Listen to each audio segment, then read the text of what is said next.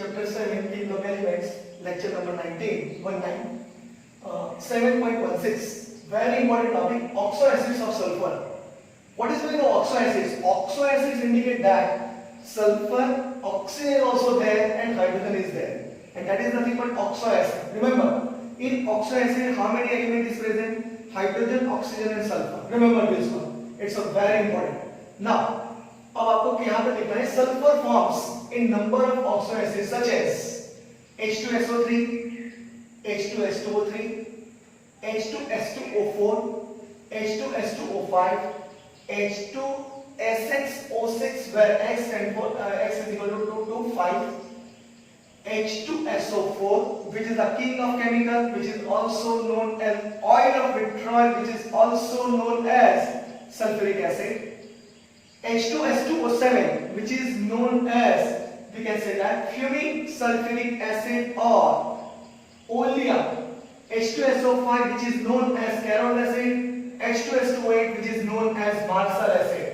Remember, this name is not given in our textbook. Some of these are unstable and cannot be isolated. They are known in aqueous solution or in the form of salts. तो यहाँ पे आपको structure याद रखने पड़ेंगे. H2SO3 है तो आपको देखना है यहाँ पे S double bond O, OH, OH और ये लोड ऑफ इलेक्ट्रॉन है, यानी कि सल्फर की वैलेंसी हम काउंट कर देते हैं पहले 1 2 3 4 5 6. According to electronic configuration of sulfur, S Z is equal to 16. 10 plus 6 in outermost orbital 6 electron is present, and that's why they share this. And that's why we can say that valency of sulfur is 6. Here OH, OH, double bond O, and here one part of electron is there. This is nothing but sulfurous acid. Remember formula H2SO3. यहाँ पे H2SO4 है, ये तो आपको याद ही होगा. यहाँ पे आपको लिखना है sulphur S double bond O, double bond O, OH, OH, यानी कि ये हो गया H2SO4. यहाँ पे आप देखो H2S2O8 ये पूछा गया था बोर्ड में. Per oxo, we can say that per oxo disulfuric acid. Is it clear? Per oxo disulfuric acid. आपको पहले S double bond O, S double bond O यहाँ पे ऐसे बना दो, उसके बाद में OH, OH, उसके बाद में O और O रख दो. तो ये जो है O और O, उसको क्या कहेंगे? Per oxide ion. आप जानते हो ये, आप पढ़ चुके हो रेडॉक्स रिएक्शन में, तो आपको ये पता होगा. दूसरा है H2S2O7. यहाँ पे लास्ट है H2S2O7 हमारे टेक्स्ट में दिया गया है. उसका नेम पूछा गया था pyrosulphuric acid which is also known as oleum, और S double bond O double bond O OH. यहाँ पे O निकाल दो, बस कुछ नहीं करना. यहाँ पे O निकाल दो, एक और एक ही O लगा दो, यानी कि SOS इस तरीके से आएगा. तो उसको क्या कहेंगे? Pyrosulphuric acid. उसका नाम है ओलियम और फॉर्मूला है H2S2O7. इतना याद रखिएगा. यहाँ पे आपको कहीं बार कभी-कभी आपको यहाँ पे स्ट्रक्चर पूछा जाता है, मॉलिक्यूलर फॉर्मूले पूछी जाती है, तो आपको याद रखनी पड़ेगी. तो इस तरीके से सल्फ्यूरिक एसिड, सल्फ्यूरिक एसिड, पर oxo disulphuric acid, pyrosulphuric acid, जो ओलियम नेम है आपको याद रखना पड़ेगा. उसकी प्रैक्टिस करो, ज्यादा से ज्यादा लिखो, लिखकर प्रिपेयर करो तो बहुत ही अच्छी तरीके से याद रह जाएगा. ये डबल बॉन्ड O वाला जो पोजीशन है ये हमारी टेक्स्ट बुक में दिया गया है. आप ऐसे ड्रॉ करोगे तो भी चलेगा, क्योंकि यहाँ पे इसको राउंड लगाया है एटम की वजह से. ये भी चलेगा और ये भी चलेगा. तो आपको याद रखना है HO मत लिखना, क्योंकि सल्फर के साथ हाइड्रोजन बॉन्ड नहीं बनाता, सल्फर के साथ ऑक्सीजन बॉन्ड बनाता है. यहाँ पे आपको ध्यान देना पड़ेगा. तो यहाँ पे थोड़ा कंसीडर करके अगर आपने ये सारे ऑक्सो एसिड्स को प्रिपेयर कर लिया तो आपका ये क्वेश्चन यहाँ पे बहुत ही अच्छी तरह से निकल जाएगा. अब आगे के लेक्चर में हम पढ़ेंगे सल्फ्यूरिक एसिड. बहुत ही इंपॉर्टेंट टॉपिक है. Manufacture of sulphuric acid, properties and uses. Okay, make a screenshot.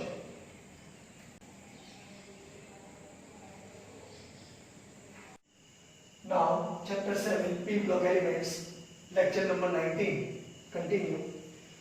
7.17 in your NCERT textbook. Topic is very important. Sulfuric acid. Formula is H2SO4. Name is oil of vitriol.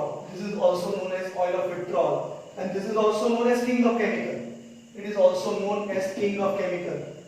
आपको याद रखना पड़ेगा, king of chemical भी है क्योंकि ये बहुत जगह यूज होता है। Manufacture one of the most important industrial chemicals world wide. Remember, world wide में बहुत इंपॉर्टेंट है। जिस सल्फ्यूरिक एसिड की वजह से ही हम कह सकते हैं कौन धनवाट यहाँ पे देश है या we can say that continent है। आपको याद रखना पड़ेगा यहाँ पे। तो यहाँ पे ये मैन्युफैक्चर है one of the most important industrial chemical world wide, और ये मैन्युफैक्चर्ड बाय कांटेक्ट प्रोसेस। याद रखिएगा, ये कांटेक्ट प्रोसेस है, इसकी प्रोसेस का नाम कांटेक्ट प्रोसेस है और वो 3 स्टेप्स में पाया जाता है। इससे प्योर सल्फ्यूरिक एसिड 96 to 98% पाया जाता है। याद रखिएगा, यहाँ पे प्रोडक्शन कितना है, 96 to 98% प्योर सल्फ्यूरिक एसिड पाया जाता है। यहाँ पे 3 स्टेप्स में काम करेंगे हम। 3 स्टेप्स में क्या होता है, तो पहले आप ऑलरेडी ये लर्न कर चुके हो, लेकिन फिर से एक बार, सल्फर और sulphide containing ore when reacts with dioxygen or with bond with dioxygen it produce SO2 gas। यहाँ पे SO2 गैस मिलेगा। जो SO2 गैस है, सेकंड जो स्टेप है, जो SO2 गैस है उसका फिर से हम ऑक्सीजन के साथ रिएक्शन करेंगे, डाइऑक्सीजन के साथ, और किसके प्रेजेंस में, vanadium pentoxide as a catalyst, तो हमें मिलेगा सल्फर ट्राइऑक्साइड। थर्ड स्टेप में क्या आएगा, sulphur trioxide which is absorbed in H2SO4। देखिए, मैन्युफैक्चर ऑफ H2SO4 है, H2SO4 का यूज भी करना पड़ता है, लेकिन SO3 गैस अगर हम H2SO4 में एब्सॉर्प्शन करेंगे तो absorption of SO3 gas in H2SO4 then it produce H2S2O7 and this is nothing but oleum। This is nothing but oleum। It is also known as fuming H2SO4, fuming sulfuric acid। बहुत ही important chemical है ये भी। तो आपको 3 step याद रखने पड़ेंगे contact process में। उसके बाद the sulfur dioxide produced is purified by removing dust and other impurities such as arsenic compounds।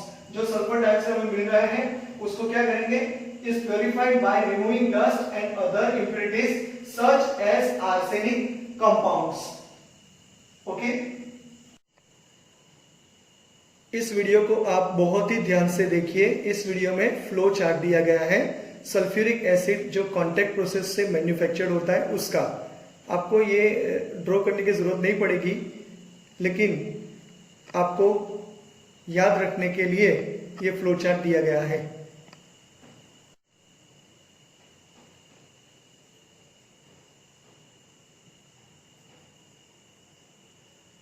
अभी आपने फ्लो चार्ट देखा, उसी के हिसाब से ये 3 स्टेप्स यहाँ पे आपने देखा, वो 3 स्टेप्स वहां पे है ही, और आगे के रिएक्शन भी वहां पे आएंगे।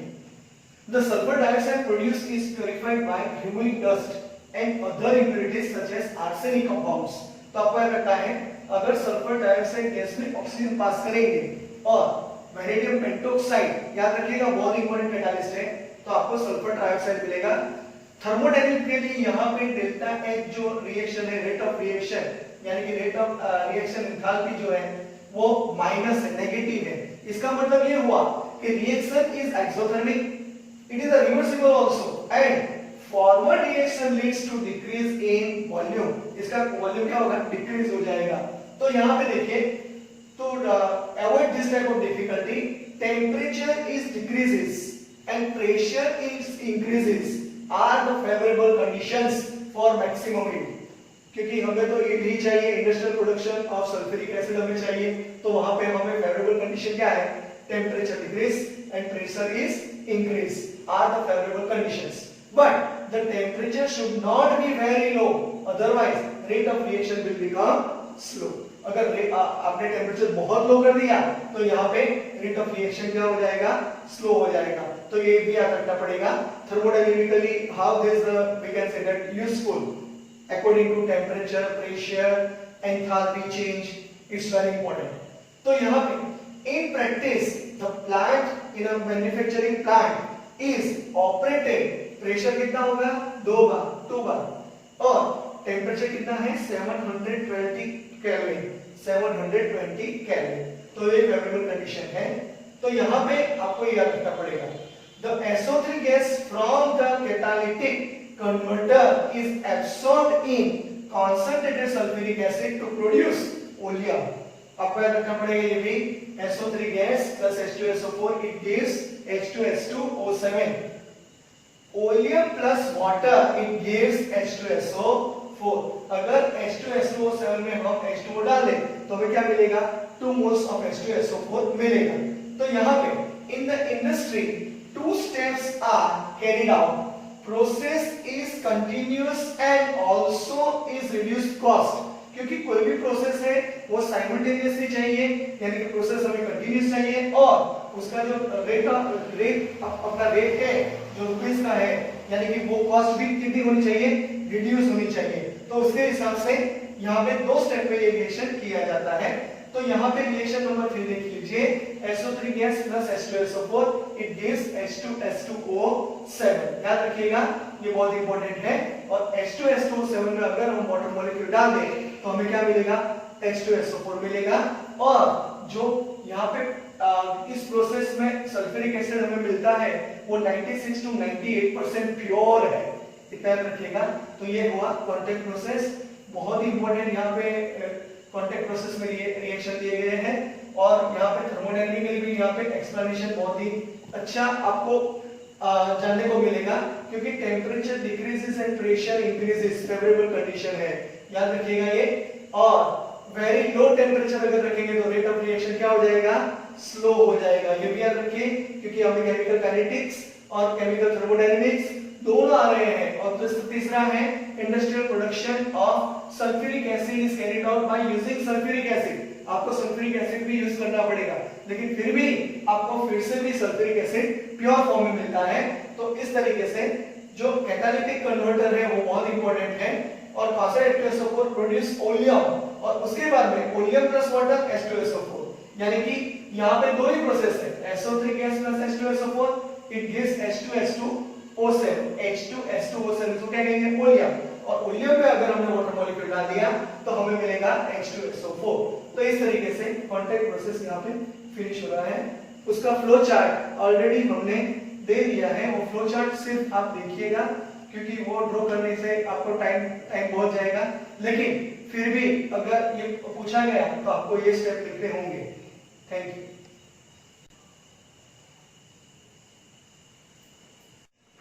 Properties continue lecture colorless dense oily liquid with a specific gravity 1.84 at 298 Kelvin density याद रखिएगा 1.84 है और डेंसिटी के हिसाब से आप सॉल्यूशन प्रिपेयर कर सकते हो। तो यहाँ पे ये क्वेश्चन पूछा गया था ट्रू और फॉल्स में colourless dense oily liquid with a specific gravity 1.84 at 298 kelvin याद रखिएगा ये सेंटेंस है उस पर से क्वेश्चन पूछा गया है। फ्रीजेस एट 283 केल्विन हम सल्फ्यूरिक एसिड की बात कर रहे हैं बॉइल्स एट 611 केल्विन। तो यहाँ पे जो बॉइलिंग पॉइंट हम लेते हैं ऑर्गेनिक कंपाउंड्स के तो थायल्स ट्यूब में कंसंट्रेटेड सल्फ्यूरिक एसिड को फिल अप किया जाता है।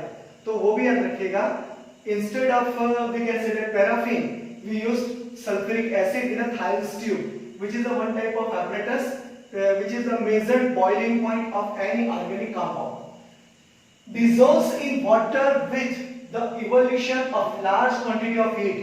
याद रखिएगा अगर आपने एपरेटस में कॉन्संट्रेट H2SO4 लिया है और उसमें आप वाटर के ड्रॉप भी डालोगे तो विगरसली वो रिएक्ट करेगा यानी कि वहां पे फ्यूम्स भी डेवलप होंगे यानी कि हीट रिलीज होगी। इसका मतलब ये होता है एक्सोथर्मिक रिएक्शन हो रहा है और एक्सोथर्मिक रिएक्शन में हीट बहुत ही ज्यादा रिलीज होती है तो वहां पे एक्सीडेंट होने के भी चांस है। अगर आप सल्फ्यूरिक एसिड का डाइल्यूट सॉल्यूशन बनाते हो यानी कि प्रिपेयर करते हो तो आपको क्या रखना है आपको वो याद रखना है कि आपको पहले वाटर लेना है और वाटर में slowly with stirring with the help of we can say that border or say wall of any apparatus we have to add carefully concentrate H2SO4 with constant stirring वही लिखा है यहाँ पे hence the concentrate H2SO4 must be added slowly into water with constant stirring याद रखिएगा कभी भी concentrate H2SO4 में वाटर मत लीजिए पहले वाटर ले लीजिए उसके बाद में concentrate H2SO4 लीजिए और विद कांस्टेंट स्टरिंग ये आपको प्रिकॉशंस याद रखना पड़ेगा। Characteristic according to chemical reactions यहां पे याद रखो लो वोलेटिलिटी है उसकी वोलेटिलिटी बहुत ही कम है स्ट्रॉन्ग एसिडिक कैरेक्टर है सी है strong affinity for water, strong affinity water की वजह से है। डी है ability to act as an oxidising agent, oxidising agent भी ये हो रहा है। तो आपको कैरेक्टरिस्टिक याद रखनी पड़ेगी, कभी पूछा जाए तो आपको याद रखना पड़ेगा low volatility, strong acidic character, strong affinity for water and another is ability to act as an oxidising agent. Sulphuric acid को अगर वाटर के साथ रिएक्ट करते हैं तो हमें मिलेगा H3O प्लस HSO4 माइनस। ये Ka1 डिसोसिएशन कांस्टेंट है वो 10 है, यानी कि बहुत ही ज्यादा है। अगर डिसोसिएशन कांस्टेंट ज्यादा है तो वो एसिड स्ट्रॉन्ग एसिड है, आपको याद रखना है, ज्यादा स्ट्रॉन्ग है। HSO4 aqueous plus H2O liquid, H3O plus plus SO4 minus 2। तो KO2 की वैल्यू क्या मिली? यहाँ पे देखिए Ka2 की वैल्यू डाउन हो रही है, तो ये एसिड क्या होगा? HSO4 माइनस वाला वो जिस सल्फ्यूरिक एसिड से क्या होगा? कम स्ट्रॉन्ग एसिड होगा, सही है। तो उसकी जो एसिडिटी है यानी कि स्ट्रॉन्गर जो पोजीशन है वो कम हो जाएगी, ध्यान रखिएगा। टू सीरीज ऑफ सॉल्ट्स यहाँ पे हमने देखा, यानी कि नॉर्मल सल्फेट्स हैं वो Na2SO4 है और CuSO4, याद रखिएगा normal sulphates Na2SO4 CuSO4। Acid sulphate है वो है NaHSO4, सोडियम हाइड्रोजन सल्फेट, सही याद रखना है। Because of low volatility can be used to manufacture more volatile acids from their corresponding salts। इसका मतलब ये होता है अगर आपने कोई मेटालिक हैलाइड ले लिया और उसमें H2SO4 डाल दिया तो वहां पे आपको जो M2SO4 मिल रहा है वो मेटालिक सल्फेट है, तो वहां पे ट्वाइस H निकल जाएगा। मेटल के फॉर्म में कोई भी मेटल यहाँ पे आ सकता है, और X यानी कि यहाँ पे जो X है वो हाइड्रोजन नहीं है, फ्लोरीन, क्लोरीन और NO2 है, याद रखिएगा। तो ये आपको रिएक्शन याद रखना है। Concentrated H2SO4 is a strong dehydrating agent। आपने ऑर्गेनिक कंपाउंड में बहुत सारे रिएक्शन किए होंगे, उसमें concentrated H2SO4 को आपने यूज किया है, वहां पे उसका काम क्या है? वाटर मॉलिक्यूल को रिलीज करना, सही है। तो आपको वो याद रखना है। Many wet gases can be dried by passing through H2SO4 provided the gases do not react with the acid। याद रखिएगा जो wet gases होती है can be dried by passing through sulfuric acid provided the gases do not react with acid। वो acid के साथ react करना नहीं चाहिए। ये बहुत इंपॉर्टेंट यहाँ पे प्रॉपर्टी आ गई, याद रखिएगा। ऑर्गेनिक कंपाउंड हमने कार्बोहाइड्रेट्स देखा, यानी कि यहाँ पे हम देख रहे हैं सुक्रोज है, सही। सो सुक्रोज में अगर हमने कॉन्सेंट्रेटेड H2SO4 डाल दिया तो क्या होगा? वहां पे वो ब्लैक हो जाएगा और पानी का मॉलिक्यूल क्या करेगा? रिमूव करेगा। इसका मतलब क्या होता है? चेयरिंग होगा, सही है। चेयरिंग का मतलब क्या होता है? ब्लैक कलर का पार्टिकल्स मिलेगा, वो 12C + 11H2O है, यानी कि पानी का मॉलिक्यूल रिमूव हो जाएगा। किसमें से? कार्बोहाइड्रेट्स में से। ये है किसकी फॉर्मूला है? सुक्रोज की है।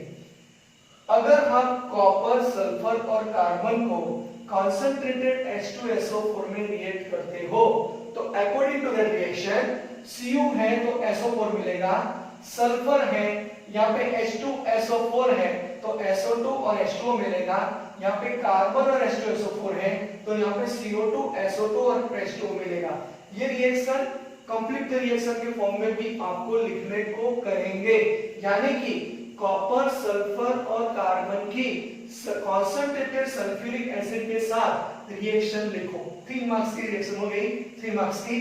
Cu + 2H2SO4 it gives CuSO4 + SO2 + 2H2O। S + 2H2SO4 it gives 3SO2 + 2H2O। C + twice H2SO4 it gives, यहाँ पे कार्बन डाइऑक्साइड बनेगा, CO2 + 2SO2 + 2H2O। इस तरीके से यहाँ सल्फ्यूरिक एसिड की प्रॉपर्टीज यहाँ पे हमने खत्म कर ली।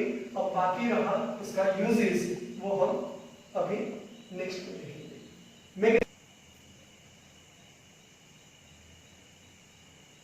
Uses of sulphuric acid, very important chemical, बहुत ही इंपॉर्टेंट केमिकल है क्योंकि इसको किंग ऑफ केमिकल भी कहा जाता है। दूसरा नाम ऑयल ऑफ विट्रॉल है, याद रखिएगा। मैंने बताया था आगे, a nation's industrial strength can be judged by the quantity of sulphuric acid it produces and consumes. मिश्रण जो भी होते हैं उसके इंडस्ट्रियल स्ट्रेंथ कैसे जज की जाती है? By the quantity of H2SO4 it produces and consumes. याद रखिएगा, बहुत ही इंपॉर्टेंट पॉइंट है ये। जो इंडस्ट्रियल स्ट्रेंथ है वो किसके वजह से है? Quantity of we can say sulphuric acid it produces and consumes. Manufacture of hundreds of other compounds and also in many industrial processes। बहुत सारे कंपाउंड इसमें से प्रिपेयर किए जाते हैं और इंडस्ट्रियल प्रोसेसेस में यूज होता है। Manufacture of fertilizers, for example ammonium sulfate, super phosphate, वो फर्टिलाइजर है, उसमें भी यूज किया जाता है। उसके बाद में यहाँ पे दिया गया है मैन्युफैक्चर ऑफ फर्टिलाइजर्स के बाद में एक पेट्रोलियम रिफाइनिंग, यानी कि पेट्रोलियम को रिफाइन करने में भी यूज किया जाता है। B manufacture of pigments, paints and dyestuff intermediate. जब मैन्युफैक्चर करते हैं पिगमेंट, पेंट्स और डाइस्टफ, उसके इंटरमीडिएट में भी सल्फ्यूरिक एसिड को लिया जाता है, क्योंकि पीएच सेट करनी पड़ती है और डिहाइड्रेटिंग एजेंट के फॉर्म में भी यूज किया जाता है। C detergent industry, detergent industry में भी सल्फ्यूरिक एसिड का यूज होता है। D metallurgical applications, for example cleansing metals before annealing. किसी जो सरफेस है उस पे आपको क्लीन करना पड़ेगा मेटल को, उसके बाद उसको एनिमल करते हो, एनिमलिंग करना पड़ेगा। इलेक्ट्रोप्लेटिंग, इलेक्ट्रोप्लेटिंग में यूज किया जाता है। गैल्वेनाइजिंग, उसमें भी यूज किया जाता है।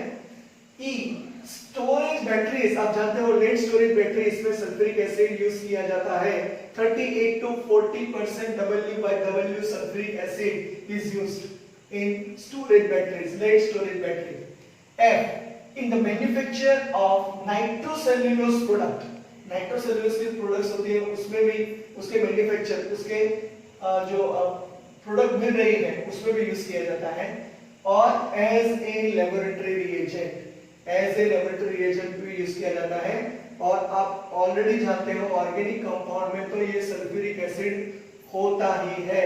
बहुत सारे रिएक्शन में सल्फ्यूरिक एसिड आपने पढ़े होंगे, लेकिन इसका यहाँ पे जो यूज यहाँ पे लिखा है वो कभी पूछे जाते हैं तो 3 और 4 यूज अगर आप लिख देते हो तो आपको 2 मार्क्स आराम से मिल जाएंगे।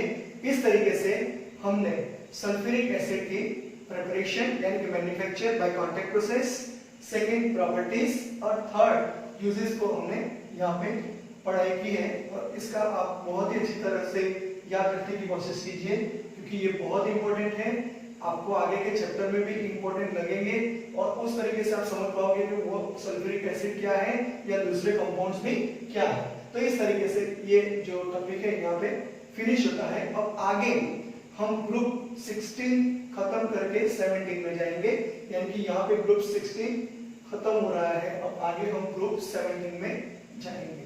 तो इसका स्क्रीनशॉट निकाल लीजिए।